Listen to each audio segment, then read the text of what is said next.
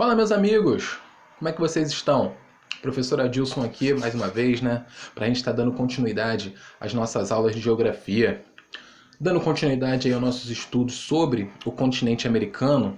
O tema da nossa aula hoje é a natureza e a regionalização do continente americano. Vamos falar um pouco sobre os aspectos físicos e naturais e como o continente americano é subdividido aí. Beleza? Vamos começar então? Primeira coisa, como eu sempre gosto de falar, quando a gente está estudando um lugar novo, eu gosto de estar mostrando onde esse lugar se situa, né? Eu acho importante a gente estar utilizando os mapas para isso. Não adianta a gente falar de um lugar que a gente não sabe aonde fica, beleza? Primeira coisa, a gente consegue identificar aí a América, né? Que está disposto da cor verde aí nesse mapa. Algumas coisas que a gente tem que chamar a atenção para ele. Primeiro, o continente americano é o continente que tem a maior disposição latitudinal do planeta. É o maior continente em termos de distância norte e sul. Ele é um continente só que tem terras lá no extremo norte e vai quase ao extremo sul do planeta. Você pode notar também aí que o continente americano ele é cortado por 4 linhas imaginárias paralelas aí. Você pode ver que lá no norte do continente é cortado pelo Círculo Polar Ártico, logo abaixo pelo Trópico de Câncer, depois ali a linha do Equador e o Trópico de Capricórnio. Outra coisa que a gente observa, já que a gente falou sobre as linhas imaginárias, é que o continente ele está todo situado do lado oeste do meridiano de Greenwich, ou seja, está no hemisfério ocidental do planeta Terra, no ocidente, no continente, ou seja, está localizado no lado oeste do meridiano, beleza? Outra coisa importante para a gente prestar atenção aí sobre o continente americano, galera, você pode notar aí que ele é cercado, né, faz fronteira, o continente faz fronteira ao leste com o Oceano Atlântico, ao oeste com o Oceano Pacífico, ao norte com o Oceano Glacial Ártico e ao sul, né, com o Oceano Glacial Antártico. E outra coisa que chama atenção é que o continente americano é o segundo maior continente do mundo, ficando atrás apenas da Ásia. Beleza? Não se deixe enganar por esse mapa. Essa projeção aí está um pouco equivocada em termos de proporções e tamanhos. Mas é só para a gente poder estar visualizando bem o continente americano que eu estabeleci isso daí, beleza? Primeiro, vamos continuar então, galera. O fato, voltando aqui, o continente americano ele é muito grande de quando a gente fala de latitude, né? De norte ao sul. Isso faz com que ele esteja em várias faixas climáticas diferentes.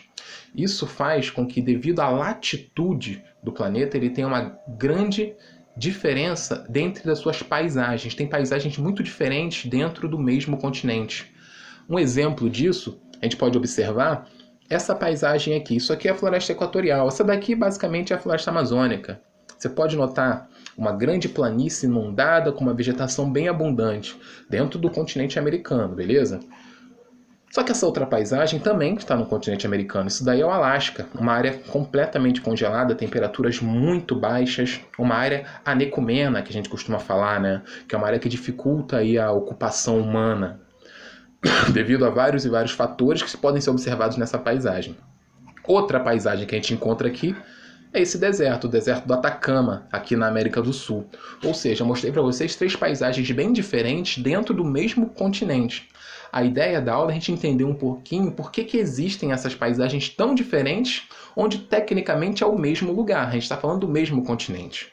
Devido a alguns fatores, você encontra essas paisagens tão diferentes dentro do mesmo continente, dentro desse lugar que a gente está começando os nossos estudos aí.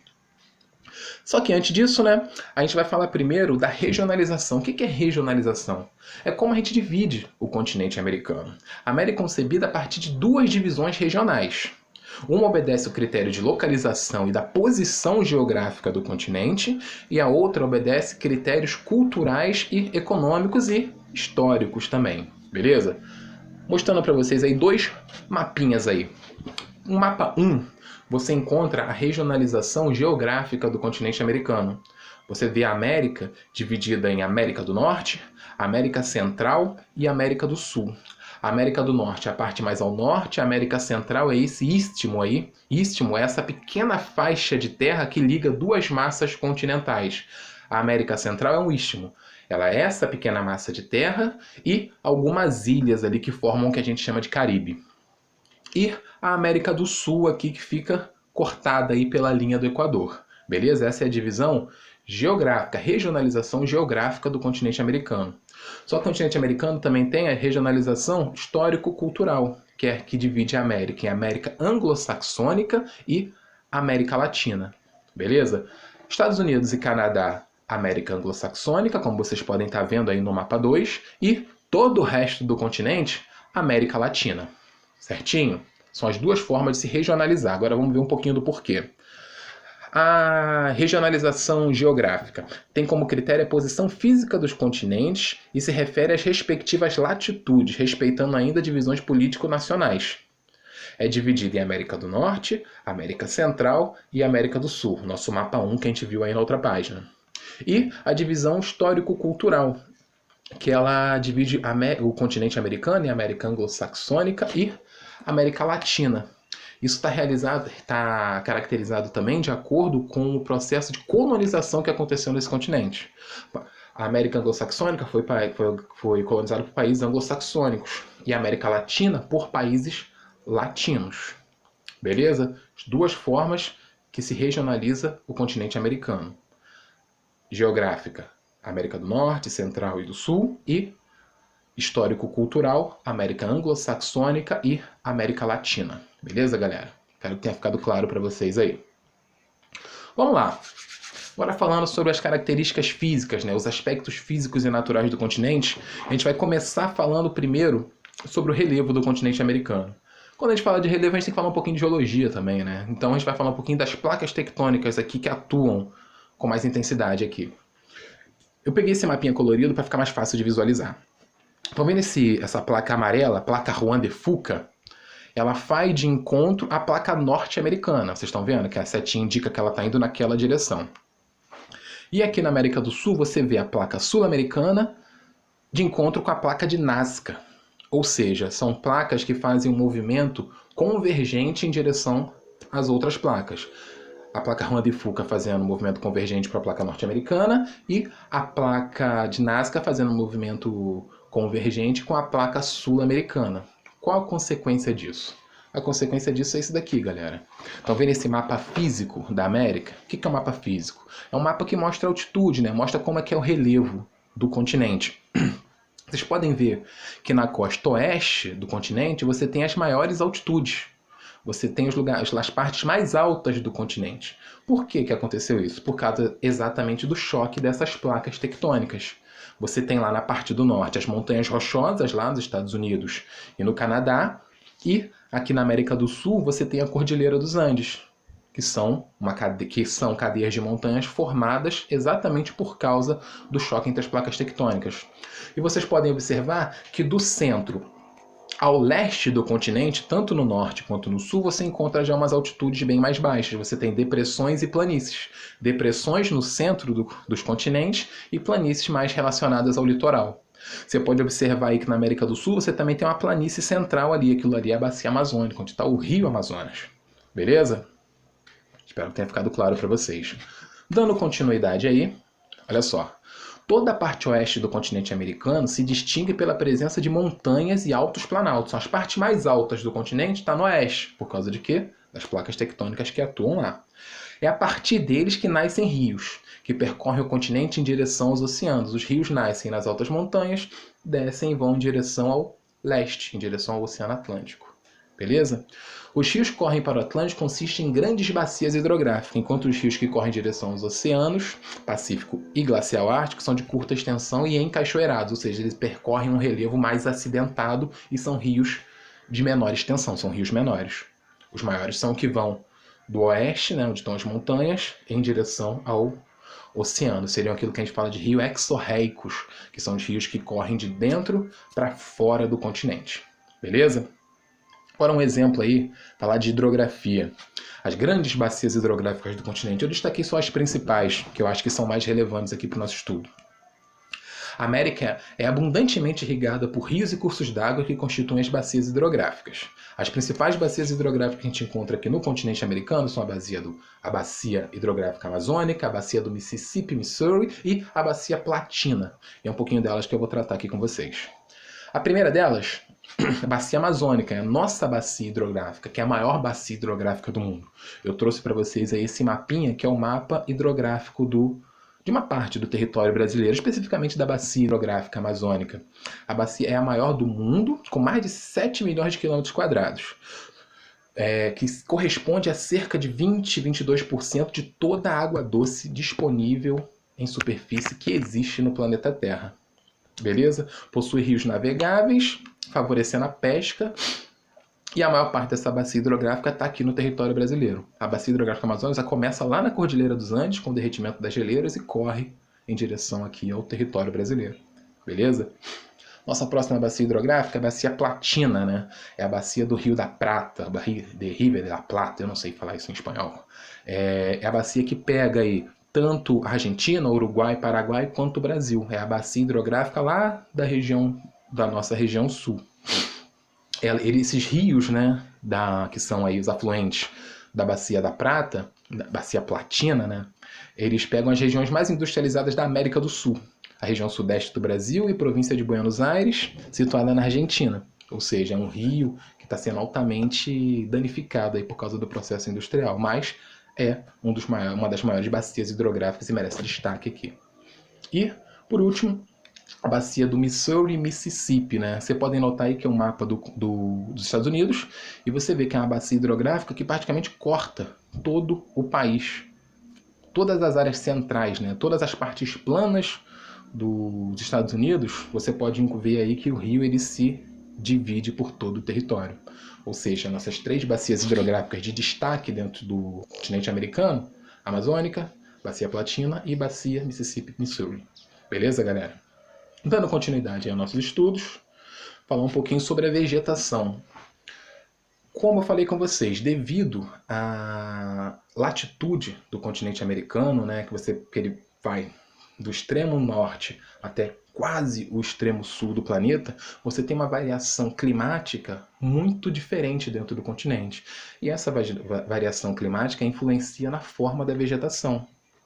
Você não vai encontrar uma vegetação, por exemplo, desértica, no meio da floresta equatorial, porque ela não tem, a floresta equatorial não oferece o que a vegetação desértica precisa.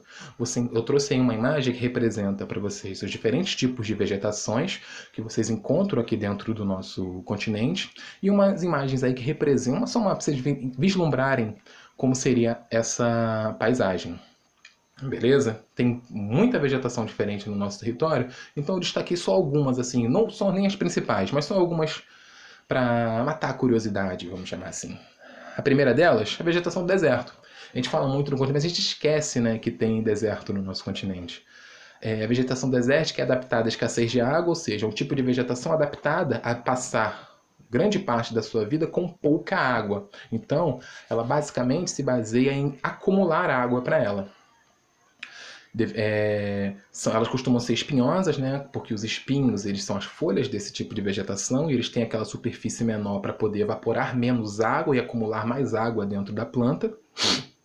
E as raízes tendem a ser mais profundas para buscar, né, o máximo possível os lençóis freáticos que se encontram no subsolo.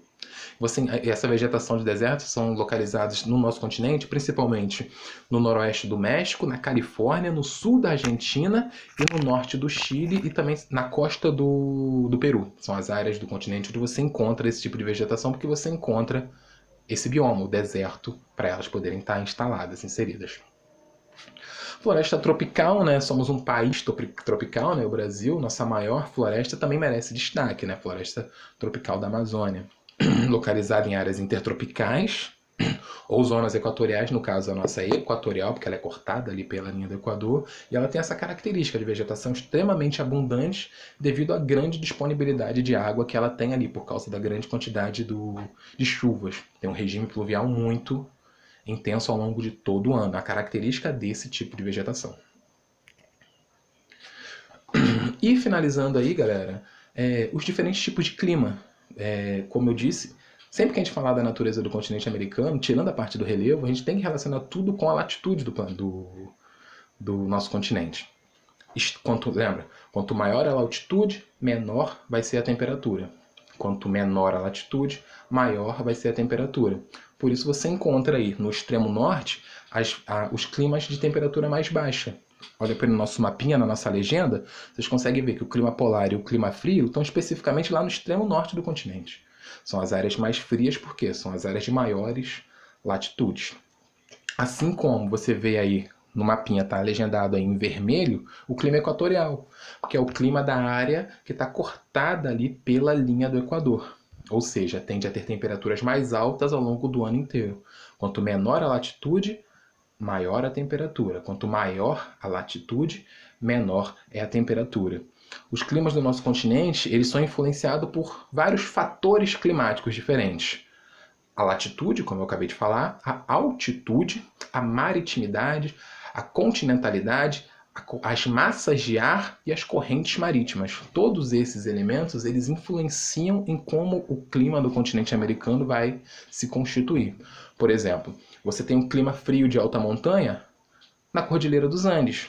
Pô, mas a Cordilheira dos Andes está aqui cortada pela linha do Equador, está numa área que deveria ser de clima equatorial. Mas a altitude das montanhas, né, de mais de 6.000 metros de altura, faz com que o fator climático, a altitude, influencie naquela área. Você tenha temperaturas baixas. Por quê? Porque quanto mais alto o lugar, menor vai ser a temperatura. Beleza? Você tem as correntes marítimas também influenciando, que tipo, as águas quentes ou as águas frias, elas influenciam como vai ser o clima nas partes litorâneas. Assim como uma área no centro do continente tende a ser mais seca, por estar mais longe de grandes fontes de água, como o oceano, por exemplo. Beleza? São alguns dos elementos, alguns dos fatores climáticos que influenciam no clima do continente americano. E vocês têm aí na disposição aí os principais climas, os climas que mais se destacam dentro do nosso território, aí, dentro do nosso continente americano. Beleza, galera? Com isso aí a gente encerra a nossa aulinha sobre aspectos físicos, naturais e regionalização do continente americano. Espero que tenha ficado claro para vocês. Qualquer dúvida, a gente troca uma ideia. Valeu, galera? Um forte abraço para vocês aí e até a nossa próxima aula.